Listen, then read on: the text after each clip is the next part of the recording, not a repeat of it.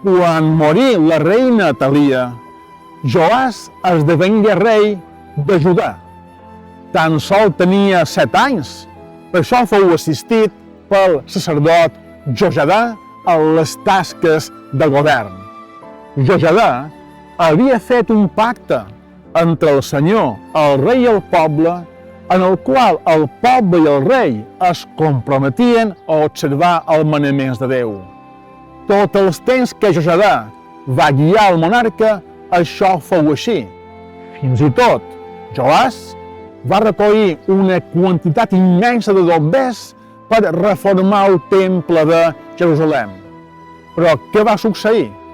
Un dia morí Jojadà i Joàs va haver de prescindir del seu mentor. I aquí les coses varen començar a canviar. Què és el que va succeir? Jojadà, en lloc d'emprar aquells dobbers per reformar el temple, que era una escola, un hospital, un lloc per pregar, els va destinar en el seu interès personal. De quina manera? Se sentia amenaçat pel rei de Síria i Joàs, per defensar-se del rei de Síria, va entregar tots aquells dobbers que havia recaptat pel temple en el monarca de Síria per poder conservar la seva corona. Què va implicar això? Un empobriment del poble. El temple ja no era una escola ni un hospital per cuidar persones.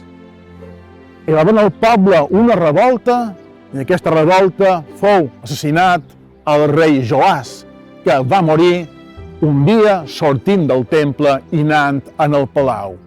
Una història trista i dura pel país de Judà. Observem un fet important. Tot el temps que el rei Joàs va observar el pacte que Jojadà havia establert d'observar el manament del Senyor, el país de Judà va prosperar. Aquell temple, que era un lloc per pregar, també esdevingué escola i lloc de curació de malalts. Però en el moment que el monarca va desoir el manament del Senyor i el va ocupar tan sol del seu propi interès, aquell regne es va enfonsar.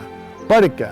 Perquè l'egoisme del rei va voler anegar l'amor que Déu tenia pel seu poble. Observem la nostra vida. Quan ens apartam de la bondat del Senyor per tan sols perseguir el nostre propi interès, la nostra vida s'espanya i també s'espanya la vida d'aquells que estan en el nostre costat. El sentit de la vida només és un, centrem-nos amb el manament del Senyor. I quins són aquests manaments del Senyor? Aquells que ens mouen a cercar una vida de germanor, de fraternitat, de progrés humà i cristià, un lloc on faci benestar i que traspui la bondat del Senyor. En definitiva, la vida cobra sentit quan l'orientem cap al regne de Déu.